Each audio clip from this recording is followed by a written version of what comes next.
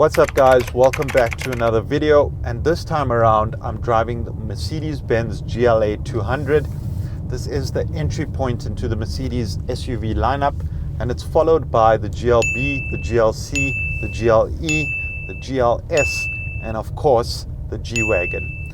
I recently drove the GLB and GLC, so I'll link that up here for you guys to check out, and make sure you subscribe to the channel because the GLE review is going to follow soon as we're testing that car towards the end of this month. So in today's video, I'm going to be telling you everything you need to know about this GLA, as well as is it worth its hefty price tag, because this GLA, even though it is the entry point into the SUV lineup, it commands quite a hefty price tag, coming in at over 800,000 Rand. And I see Mercedes-Benz has sweetened the deal, offering quite a bit of standard equipment on the vehicle to try and possibly sweeten you up for you to get into this SUV. So let's get into it.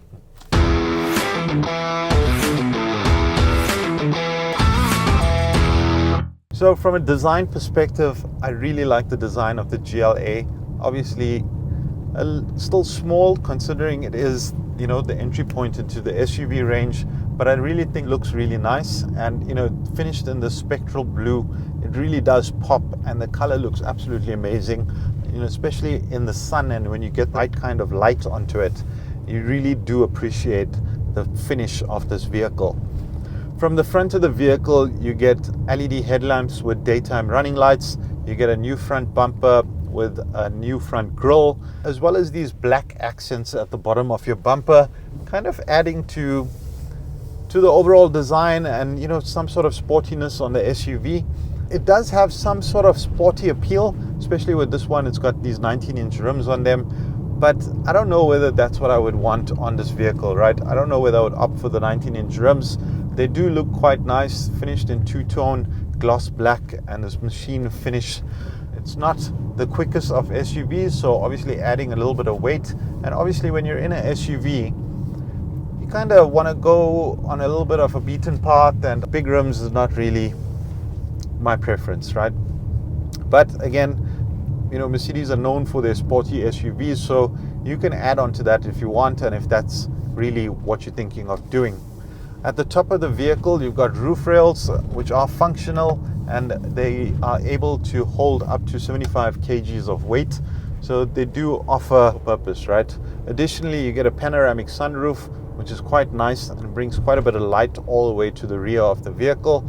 And in the rear, you've got some LED tail lamps. You've got rear diffuser or a lower part of your bumper. The bumper is not body colored, so it is finished in black. However, the boot is electrically operated, so one touch open, one touch close. No spare tire still fitted in this boot. And then this one comes with about 450 odd liters of boot capacity. And then you can expand on that by dropping your rear seats, which opens up to over 1,400 liters. So quite a decent sized boot. And it can serve its purpose. If you're single, or if you've got one kid or even two kids, you could probably make it work, getting into the GLA. But I think for two kids, you'd want a bigger boot, right? Especially when you're traveling longer distances, big suitcases, etc. The extra space is always welcomed, right, when you're in a family kind of setting. And Mercedes has really spec'd these cars up, right?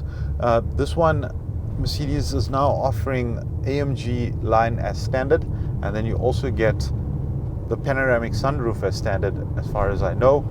So Mercedes really trying to sweeten the deal to get in those new customers, right? And try to lure in the entry point of the range, younger people who are looking to step into the SUV range and step into the brand. The GLA is a good option for you to get into the range. But moving into the interior of the vehicle, this one's also got the updated steering, so now featuring the haptic touch, and the steering does feel quite nice. You've also got this red stitching along the steering, as well as along your interior, along your seats, etc. These seats got an Alcantara and a leather finish. It's quite comfortable. It is a bit firm, but really not bad. There is a bit of lumbar support, and there's also both seats are electrically operated. And then you've got your driver memory here, or your seating memory. So you can set up about 3 different seating modes on these vehicles. You've got wireless charging in the front with 1 Type-C port. You've got 2 cup holders, and then you've got 4 driving modes, which is Eco, Comfort, Sport, and then Individual. And then you've also got your camera assist. No 360-degree camera per se, but you do have a few views on here. And then you've also got PDC, and I believe it's front and rear, right? You've obviously got dual climate control in the front. You've got these nice airplane or aircraft style vents, which is obviously Mercedes-Benz signature, and they do look quite nice. This one's also got ambient lighting. And then you've got storage on either side of your door. Standard sound system by the looks of it in here, which sounds pretty decent if you ask me. One of the biggest updates on this vehicle is removal of this console or this touchpad that was featured here in your console, and then obviously updates to MBUX. But in the rear you get no vents, unfortunately, and you've got 2 Type-C ports in the rear, no center armrest, storage on either side of your door. The rear passengers do get some of that panoramic sunroof, so it is quite nice to have that big panoramic sunroof stretching all the way to the rear of the vehicle. You know, I love the Mercedes-Benz interiors. If you guys have been watching my videos, you would know I'm a massive fan of the Mercedes-Benz interiors, the layout, the user experience, the interface, these 2 dual screens side by side, and you know, the overall customization. It's really world class in my opinion, right? And the overall experience, I haven't come close to anything that can compete with it, to be honest with you. So you do get a completely digital driver's cockpit, you have your completely digital media unit, and then you've obviously got Apple CarPlay, Android Auto. You've got about 4-5 different views in your digital cockpit.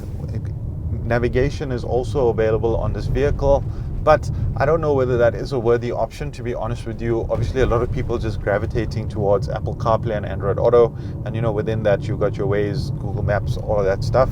So I don't really see the need to have navigation, but you know, the OEMs are still making it available, and it is available.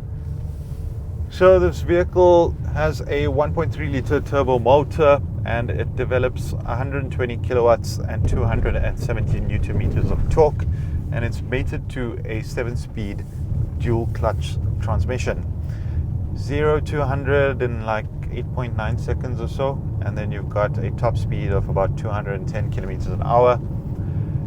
Power is more than sufficient, especially for your daily run around and commute. You know, if you do put down the vehicle, you kind of feel, you know, that it's not a lot of power. It's by no means fast, but I think it's more than adequate, right? A 120 kilowatts should do quite well, especially on the daily run around. I think once you put a load in the vehicle or something of that sort, you're probably going to feel it a bit more. Even overtaking and stuff, fairly simple, and you know, does get a little bit noisy though.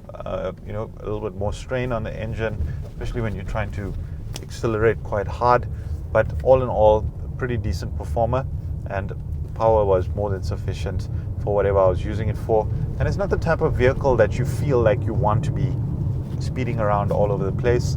It's kind of something you're just kind of cruising along with and kind of getting going about your commute. Most of the time I spent in the city. I've been able to get it down to about 9.5 liters, and I'm pretty sure that if I went onto the open road on the highway, etc., I would have brought this, you know, fuel consumption down quite a lot. I can feel that the vehicle is quite efficient. This one's also got that 48 volt mild hybrid system, so you know, adding to its ability to deliver on efficiency. So from a pricing perspective, you can get into the GLA200 for 839,000 Rand. As I mentioned, Mercedes now offers the AMG line standard, as well as a standard panoramic sunroof, and offering that little sweetener to try and butter you up to get your money. Additionally, you've got a host of safety features. You've got a host of driver assist, obviously 5-star NCAP rating, but I mean, you still have to add on adaptive cruise control, all the safety aids, etc.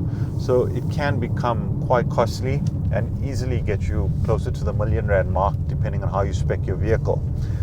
Vehicle is supported by a Mercedes-Benz full maintenance plan and warranties, but I still think it is quite expensive, and market is quite tough right now. So as nice as the GLA is, I don't know whether I'm going to be putting my money on this vehicle and buying one. Thanks for watching. I hope you guys enjoyed the video. Please do make sure you like and subscribe to the channel, and I'll catch you guys on the next one. Peace.